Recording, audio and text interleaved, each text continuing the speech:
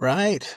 Week 5, Niners and Rams played Thursday Night Football, and I gotta tell you, with the news that Brock Purdy wasn't gonna play, Jawan Jennings, Ricky Pearsall, George Kittle already out, Brandon Ayuk, Nick Bosa, I was mentally prepared that the Rams were just gonna annihilate the 49ers.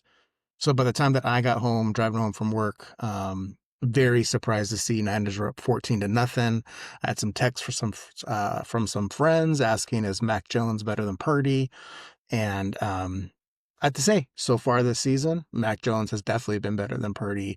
Have to give credit to Kyle Shanahan and that offensive team just developing a game plan um, to attack this Rams defense, who is no slouch, no slouch at all. I think they were excellent in getting the ball out of Mac Jones' hands early, so that pass rush, wouldn't get to him. They only sacked him one time, and that was, I think, in the fourth quarter. And just finding open spaces, Mac Jones was very accurate. I was very impressed by that. And so you look at the numbers here. Niners end up winning 26-23. Nail biter, a nail biter for me, because when the Niners would drive down at small plays, small chunk plays were going. And then when the Rams, when their offense started to kick in, they were getting big plays. And so Stafford was driving them down there in the field, getting down, punching in some touchdowns. And the Niners had some really huge plays that we'll get into that in just a little bit. And then, I don't know if McVay's kicking himself for his final decision, but we'll do the 49ers offense first. Mac Jones, man, if you're not a fan of his, you have to be now. What a beast. He was beat to snot, limping around different times. I mean, I was worried, did he hurt his Achilles tendon? Is it did he strain his calf? Is it his knee? When he went down and was grabbing that ginormous knee brace that he has. So he finished 33 of 49, 342 yards, 2 touchdowns, no interceptions, sacked one time. His QBR was 69.9. Look at Kendrick Bourne. 10 catches, 142 yards, 10 catches on 11 targets. The connection between those guys is pretty remarkable. I know they spent time in New England together, and I think that's one of the reasons we brought Kendrick Bourne back.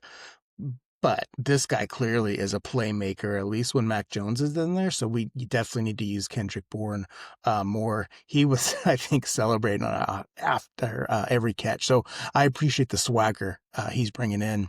After Bourne, shocker, McCaffrey's the second leading receiver, 8 catches, 82 yards, touchdown. And then you have Jake Tonjes, 7 catches. He's our, the tight end that's really been filling in for offensively for Kittle. 7 receptions, 41 yards, and a touchdown. I think this is 2 games in a row where Ton just punches in a touchdown. And then the other guys, Robinson, 3 receptions. Juszczyk, love that guy, 3 receptions as well. And then, a couple other guys with one reception. Running game wise, we just haven't figured it out yet. And I don't know exactly what that is. This offensive line, I mean, with the 2 tackles and our setter is pretty consistent, and we haven't really been able to effectively run on anybody. So give you the line for that. McCaffrey, 22 carries, 57 yards. It's a 2.6 average, so it's getting worse. And watching him, he just doesn't have the explosion. The explosion's not there, and it's probably a combo of us not creating big enough holes. Again, give credit to the Rams defense, despite this picture of them crying right here. I think they're a legitimate team, and they were in a dogfight last week with the Colts. So, give the Rams some love. I think they're going to absolutely be a contender to win this division, and Niners just need to hold together. Second in rushing with Brian Robinson Jr., 5 carries, 12 yards, 2.4 average. And then you had a couple other guys that had, 1 carry that really didn't do much. No fumbles, which was huge for us. Defensively, shout out to Alfred Collins, the rookie defensive tackle. When the Rams were driving down in this fourth quarter to punch it in, I believe to take the lead, Alfred Collins, with his huge arm and his huge hand, punches in there, grabs in there on Kyren Williams, who's a stud of a running back, to rip that ball out, to knock it out.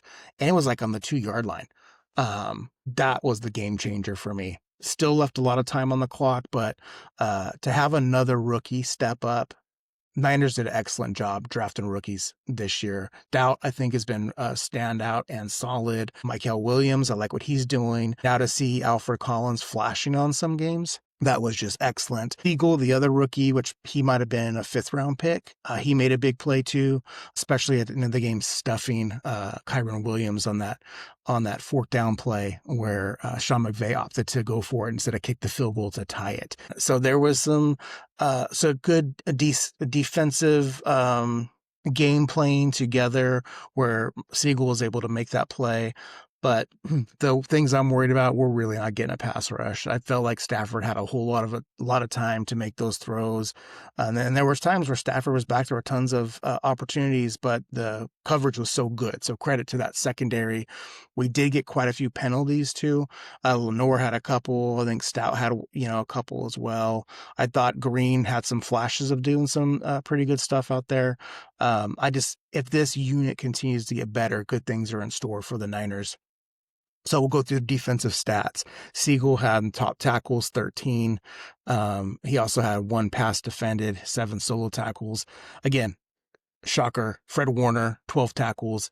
He's just everywhere, and the angles he takes, he gets through those blockers. I just think his football IQ is, bar none. I love watching Warner. You just can zoom in on him because he's going to be around the ball no matter where it is.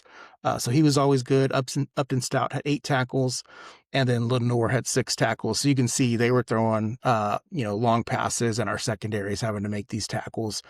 And then we had our 1 sack was Bryce Huff. So I think he's our best pass defender, or excuse me, our pass rusher with Nick Bosa being out. So again, I think that was a solid trade addition that we got. And then Jordan Elliott blocked a field goal. So give Jordan Elliott some love too. That big defensive tackle in there. Just huge plays. Rams kicker misses a field goal. Jordan Elliott blocks the extra point is what it was. And so we ended up being 20-20 at that point. From the Rams standpoint, Ford had a huge day, 3 touchdowns. He was 30 of 47 for 389 yards. Stafford is really good. Like I said, I was fearful we were going to get a beatdown on this one, and Stafford did what he needed to do to make that happen. I just got to give credit to Kyle Shanahan and especially our defense in the beginning because we were able to go 14 points on them without them not having anything. So that was good. Kyron Williams, 65 yards. He had a 4.6 average. That guy's a stud, but he had that big fumble. You could see that he was devastated. And their backup running back, Corum, had a fumble too that they lose. And so different than the game last week against Jacksonville where we had 4 turnovers, we had 0 this time. And so, that's the critical part in these games.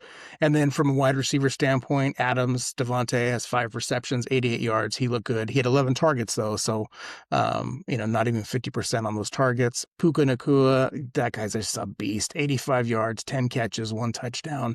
That's 10 catches on 12 targets. So Stafford just has that special connection with them.